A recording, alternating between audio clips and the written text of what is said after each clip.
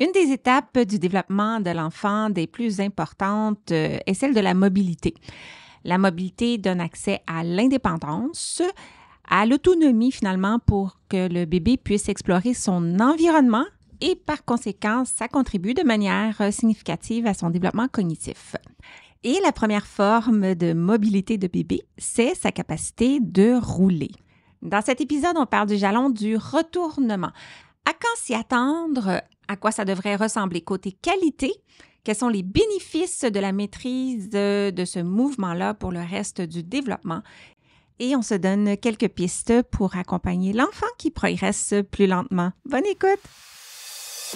Et juste au cas où ceci est ton premier épisode, Bouger pour grandir est conçu pour stimuler les réflexions et répondre aux questions des professionnels de la santé, de l'éducation et bien sûr des parents qui accompagnent les enfants dans leur développement moteur, mais pas que.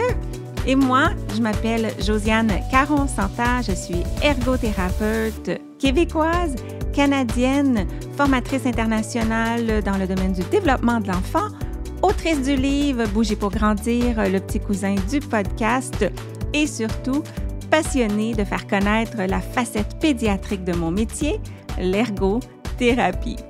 Sans plus tarder, poursuivons avec l'épisode d'aujourd'hui. Le retournement ou la roulade, c'est un jalon du développement moteur qui s'observe typiquement entre 4 et 6 mois. Ce n'est pas une habileté qu'on a besoin d'enseigner au bébé, notre rôle étant simplement de créer des contextes favorables à son développement naturel et cela implique d'être au sol avec un parent et quelques petits jouets attrayants. Parce que les bébés naissent tous avec le même plan moteur, le même petit programme de développement, celui du bébé humain, même s'ils ne vont pas se développer au même rythme, ils vont tous essentiellement atteindre les mêmes jalons dans la même séquence.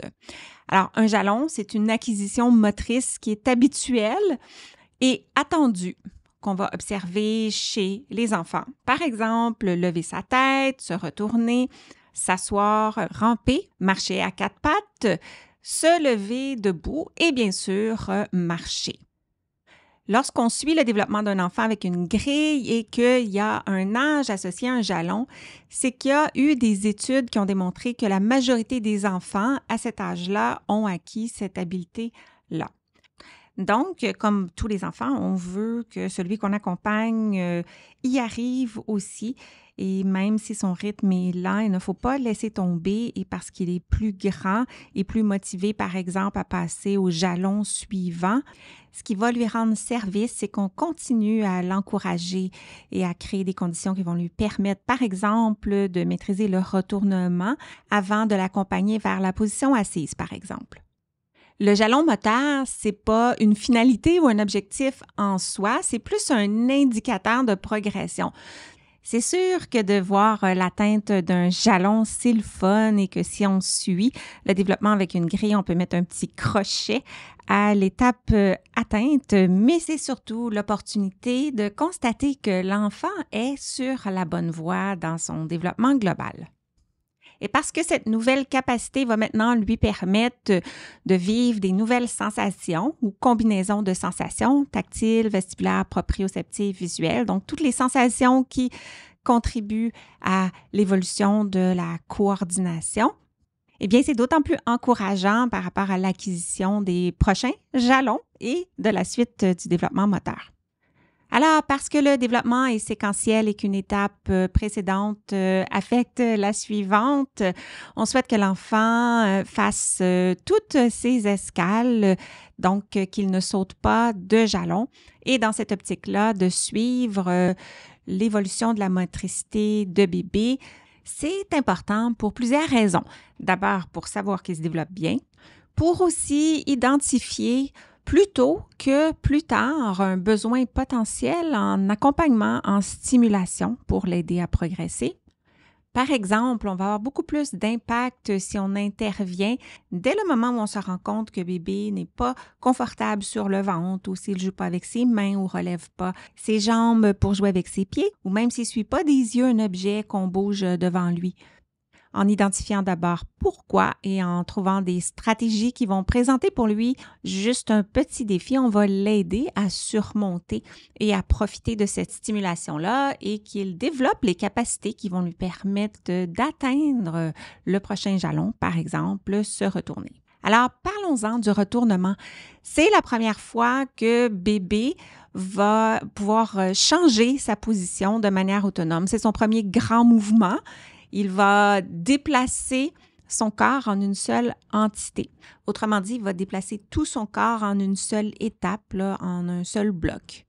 C'est le moment, en passant, où il faut aussi augmenter le niveau de vigilance pour sa sécurité parce que c'est fini l'époque où on peut déposer bébé et le retrouver exactement où on l'a laissé. Alors, dans cette perspective-là, c'est intéressant de savoir quand est-ce que bébé est prêt, que ça s'en vient, pour pas être surpris par un bébé qui décide de rouler pendant qu'il est sur la table à langer. Quand on pense au jalon du retournement, on parle ici du retournement volontaire. C'est sûr que bébé va être aidé au début par différents réflexes primitifs, donc des actions automatiques qui sont là pour guider ses premiers mouvements. On en avait parlé dans l'épisode 22. Mais ici, pour le retournement volontaire, d'abord du ventre au dos, qui va généralement arriver en premier et sera suivi un petit peu plus tard de celui du dos au ventre. Mais ça peut être le contraire pour certains enfants. Notamment, il y a une étude qui a été réalisée avec des enfants chinois qui a démontré qu'en majorité, ceux-ci roulent du dos au ventre en premier et l'âge moyen, c'était 5,1 mois et du dos au ventre ensuite avec un âge moyen de 5,7 mois. Pourquoi? On ne le sait pas. Les chercheurs ont tenté de trouver une explication culturelle en lien avec les habitudes de position pour le dodo et l'allaitement et plusieurs autres facteurs, mais rien n'est ressorti comme significatif. Mais bon, 5,1 mois et 5,7 mois, c'est pas si éloigné. Ce que j'en retiens, c'est que de se retourner dans une direction ou dans l'autre en premier, ça semble pas être ce qui est peut-être le plus important, mais surtout qu'elles arrivent au bon moment dans le développement et que la maîtrise de une soit pas trop éloignée de la maîtrise de l'autre. Donc, on parlait de 4 à 6 mois, mais ça peut arriver que plusieurs semaines auparavant, il y ait eu des retournements plus accidentels. Quand le bébé explore ses mouvements, il peut déplacer soudainement son poids d'un côté. Il a une tête lourde qui peut lui faire dépasser le point de non-retour et c'est la gravité finalement qui va lui faire finir le mouvement. Et lorsque le premier retournement se passe comme ça, c'est fréquent qu'on ne verra pas l'enfant le refaire de sitôt, premièrement parce que il ne sait pas comment il s'y est pris, donc il ne connaît pas le plan moteur pour ce mouvement-là. Et deuxièmement, ça peut lui avoir fait peur, ça peut l'avoir surpris. Donc ça peut arriver, mais ça ne constitue pas l'acquisition du jalon. Donc on parle vraiment du retournement volontaire qui va être initié parce que l'enfant regarde quelque chose et veut le suivre des yeux ou veut se déplacer pour l'atteindre. Et on va le voir souvent. Et on va le voir dans les deux directions, mais des deux côtés. Alors, ce que ça veut dire, c'est qu'il va initier le retournement du dos au ventre vers la droite et vers la gauche, aussi souvent d'un côté que de l'autre, et du ventre au dos de même. On veut voir aussi la même vitesse dans le mouvement, la même fluidité et la même aisance aussi, peu importe quelle facette du retournement l'enfant est en train d'exécuter. Et on ne devrait pas voir non plus les premiers retournements trop tôt, par exemple à 1 mois, parce que comme j'expliquais tantôt, bien une étape du développement prépare la suivante. Alors l'enfant, à cet âge-là, n'a pas eu assez d'opportunités de développer le contrôle de sa posture et la force dans ses bras pour lui permettre de réaliser cette action-là. Et de plus, son cerveau n'est pas encore assez développé, ni sa vision, pour justifier cette intention-là de se retourner ou de rester engagé avec quelque chose qu'il regarde.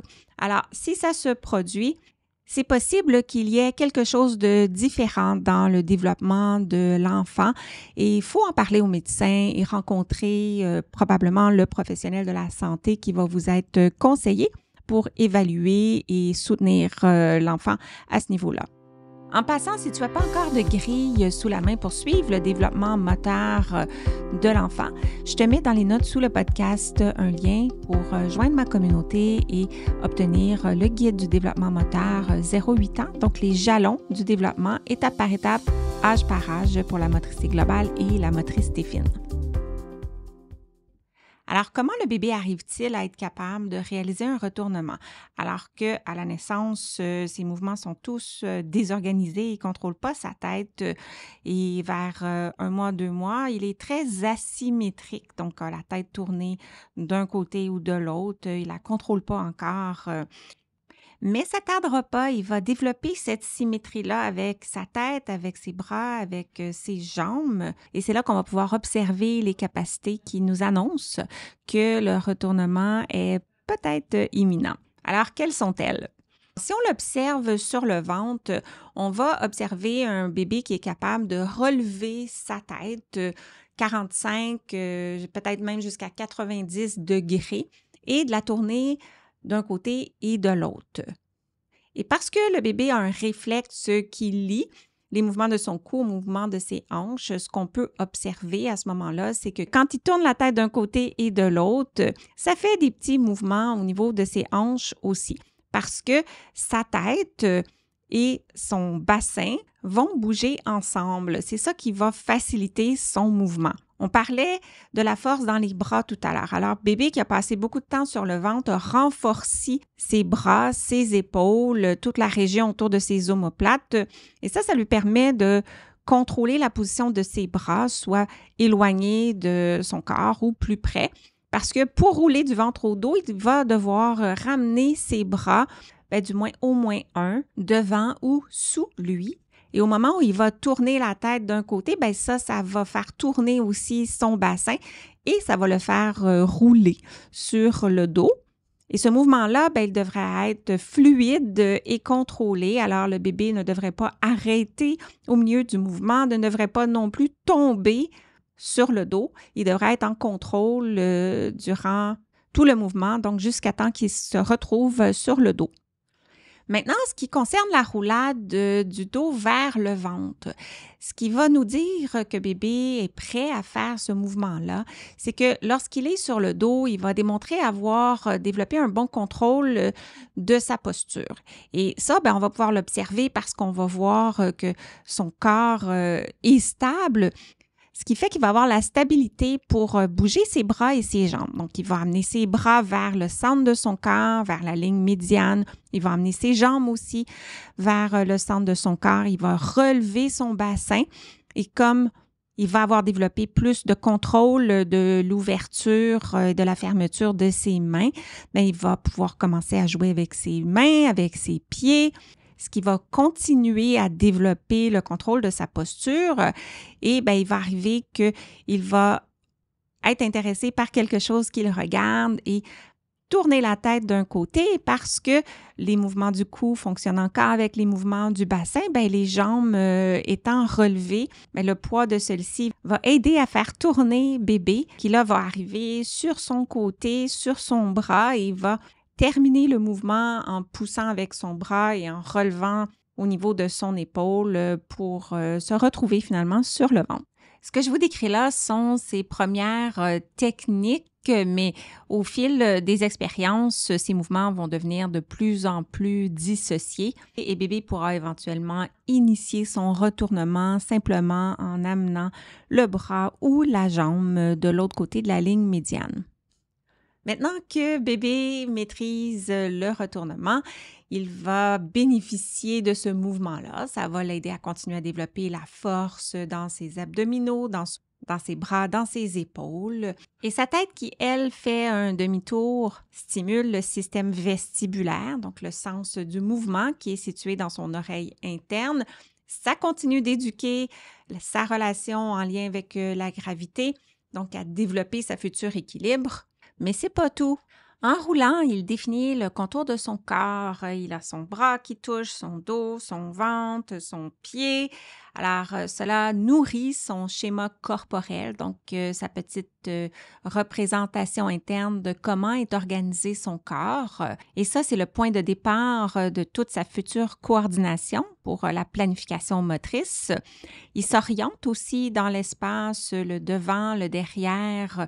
Donc, il développe la conscience de son corps et de l'environnement. Comme je disais en début d'épisode, tous les jalons sont importants. Si on est face à un enfant pour qui le retournement semble compliqué, il ne semble pas savoir comment s'y prendre, le bras reste pris, son dos est tout cambré, il tire avec la tête, le corps ne suit pas. Ou si les préalables ne semblent pas être présents, par exemple, quand il est sur le dos, le bébé ne lève pas ses jambes, c'est important de consulter. Mais en attendant, ce qu'on peut faire, c'est d'abord de s'assurer que l'environnement est optimal pour se retourner. Donc, c'est quoi des bons vêtements pour bouger? Bien, des mouvements qui limitent pas la mobilité des jambes. Le sol aussi, bien, si le sol est trop mou, ça peut être un peu plus difficile lorsqu'on n'est pas habitué.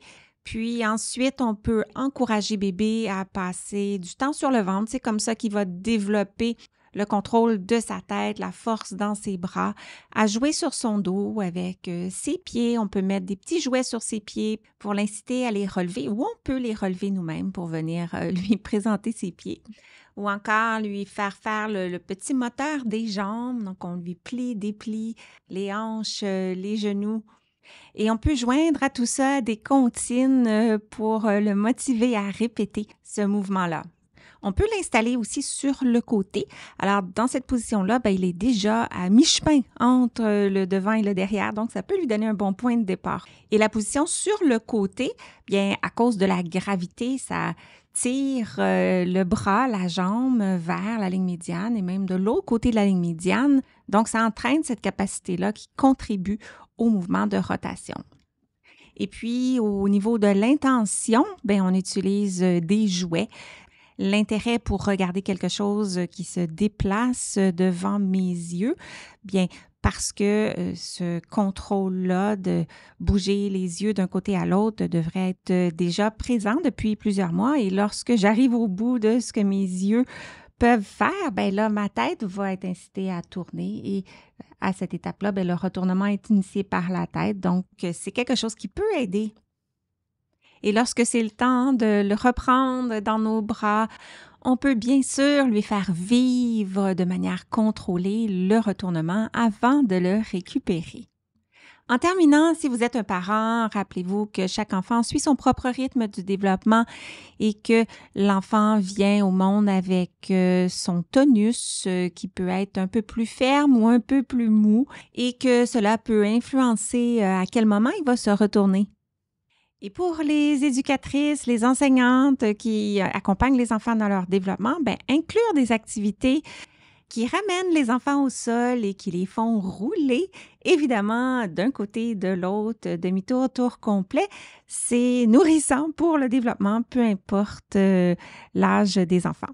Et si vous êtes un intervenant, une petite activité éducative pour nous, c'est de retourner au sol et d'exercer nous-mêmes le retournement pour sentir comment s'organise notre posture, la force que ça prend, la dissociation des deux côtés de notre corps, de nos ceintures scapulaires et pelviennes, du croisement de la ligne médiane, ainsi que toutes les sensations tactiles, vestibulaires, proprioceptives qui viennent avec ce mouvement-là.